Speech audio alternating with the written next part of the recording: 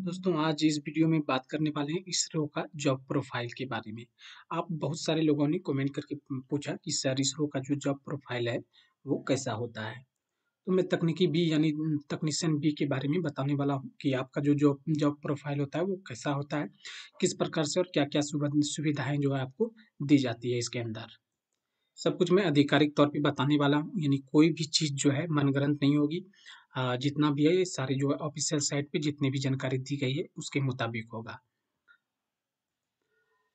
इससे पहले बता दूँ दोस्तों कि जो डिपार्टमेंट ऑफ स्पेस होता है यानी इसरो होता है, इसमें जॉब करने के लिए एक प्रकार से कहा जाए कि मतलब सपना होता है और इसमें बहुत कम ही विकल्प मिलते हैं।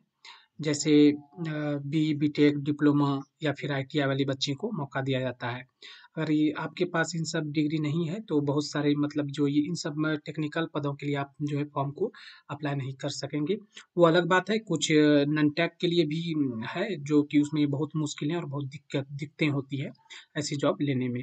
तो अगर आप इसरो में जॉब करते हैं तो आप ये गर्व से कह सकते हैं कि मैं देश के लिए काम कर रहा हूँ, मैं इसरो में काम कर रहा हूँ।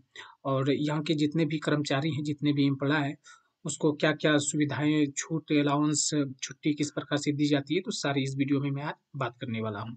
आप वीडियो में शुरू से लेके बने रहिए। जैसे कि आप देख सकते हैं मैंने यूआर राव सैटेलाइट सेंटर का ऑफ़िशियल साइट खोल के रखा है और आप यहाँ खुलने के बाद मैं अभी जो है तकनीशियन बी के बारे में बात करने वाला हूँ। और जो है एक वीडियो वो भी बना दूँगा जो टेक्निकल असिस्टेंट के जितने भी बच्चे हैं, उसको भी उसकी जॉब के बारे में जानकारी दे दूँगा। तो अभी मैं जो है तकनीशियन बी के बारे में बता रहा हूँ, यहाँ आप देख सकते हैं। यहाँ आज जैसे आप जॉब वाले यहाँ क्लिक करेंगे, तो यहाँ देख सकते हैं आपके करियर जो है, करियर प्रोग्रेशन के बारे में आ जाएगा कि आपका करियर जो है किस प्रकार से मतलब आगे जाएगा, प्रोग्रेस होगा। जैसे यहाँ हम देख सकते हैं साइंटिस्ट इंजीनियर के लिए है, फिर मेडिकल ऑफिसर के लिए, टेक्निकल अटेंडेंट बी के लिए है। तो मैं यहाँ जो है आपको टेक्नीशियन के बच्चे के लिए बताने वाला हूँ। तो यहाँ देख सकते हैं टेक्नीशियन और ड्राफ्टमैनशिप के लिए आप इस पे क्लिक कर देंगे। यहाँ आप देख सकते हैं आपका जो ज्वाइनिंग होता है वो लेवल 3 में होता है। क्या होता है आपका? आपका ज्वाइनिंग जो होता है, आप शुरुआती दौर में अगर जाएँगे तो आपका ज्वाइनिंग जो है लेवल 3 में होगा। और जो आपका बेसिक पे इसमें रहता है, बेसिक पे जो रहता है वो 21,700 रुपया रहता है।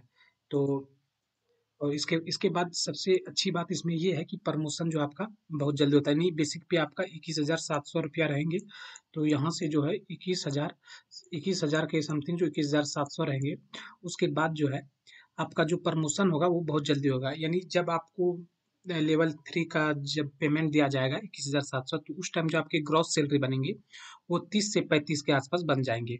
और उसके बाद जो है आप यहाँ देख सकते हैं यहाँ टेक्नीशियन भी। इसके बाद जो आप 3 साल के अंदर आप यहाँ डी में चले आएँगे। डी में चले आएँगे तो आपका जो बेसिक पे रहेगा 25,500 कुछ समथिंग रहता है और यहाँ से जो आपको ग्रॉस सैलरी मिलने वाला है वो आपका जो है यानी कह सकते हैं 35 से लेकर जो है 40 के बीच मिलने वाला है। तो देख सकते हैं कि मतलब बहुत जल्दी जो है आपका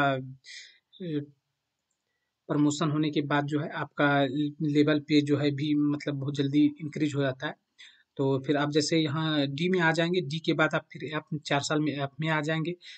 यहाँ जब 4 साल ऐप में आने के बाद जो है, माफ़ कीजिएगा, हाँ, 4 साल ऐप में आने के बाद जो है, आप यहाँ डी से फिर उसके बाद 3 साल में जो है, यहाँ जी तक चले जाएँगे, यानी जो आप तकनीशियन जी में चले जाएँगे। और यहाँ जाने के बाद जो आपका सैलरी रहेगा, वो पेमेंट रहेगा तकरीबन 70 से 80 हज़ार के बीच में रहेगा। कितना रहेगा? तकरीबन जो है 70 से 80 हज़ार के बीच में आपका रहने वाला है यहाँ। और उसके बाद से धीरे-धीरे आप जो है सीनियर टेक्नीशियन ए में आएँगे और उसके बाद फिर जो है सीनियर टेक्नीशियन बी में जाएँगे, उसके बाद फिर यहाँ जूनियर इंजीनियर और जब आप असिस्टेंट इंजीनियर हो जाएँगे तो यहाँ आपका प्रमोशन रुक जाएगा। यहाँ आपका कोई भी प्रमोशन नहीं होने वाला है। और यहाँ आने के बाद जो आपको सैलरी मिलेगा आप इसका अंदाज़ा नहीं लगा सकते हैं। बहुत मतलब बोला जाए तो मतलब बहुत ज़्यादा और बहुत अच्छा इसका आपका आपका जो ग्रॉस सैलरी बनेगा वो बहुत ज़्यादा बनेगा।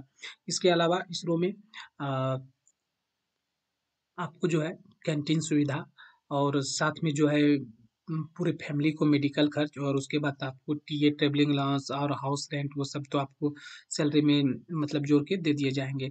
तो इतनी अच्छा सुविधा मेरे मुताबिक जो है कोई संस्थान आपको नहीं देगा। इसरो, डीआरडीओ जितने भी टेक्निकल जॉब है, ये सारी जगह में आपको ये सब सुविधाएँ मिलती है।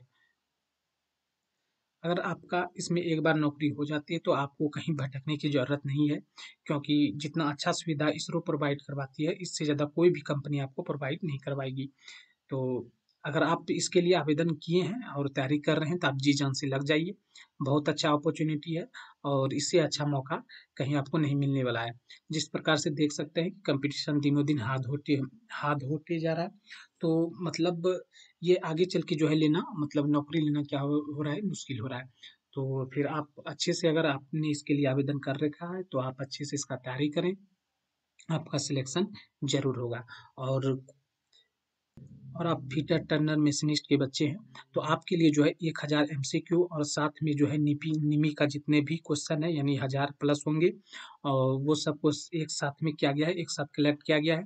तो आप वहाँ नीचे डिस्क्रिप्शन में ये सारे लिंक मिल जाएँगे। अगर आपको नौकरी लेना है इसरो में, तो आप वहाँ से जाके जो है इन सब पीडीएफ को जो है डाउनलोड कर सकते हैं। तो नीचे जाइए, डिस्क्रिप्शन में लिंक है। चलिए, इसमें बस यही अपडेट देना था। अगर आपको कोई और जानकारी लेनी है तो कमेंट में ज़रूर बताइएगा। और अगर आप मेरे चैनल पे पहली बार आए हैं तो चैनल को ज़रूर सब्सक्राइब कीजिएगा। चलिए, तब तक के लिए नमस्कार।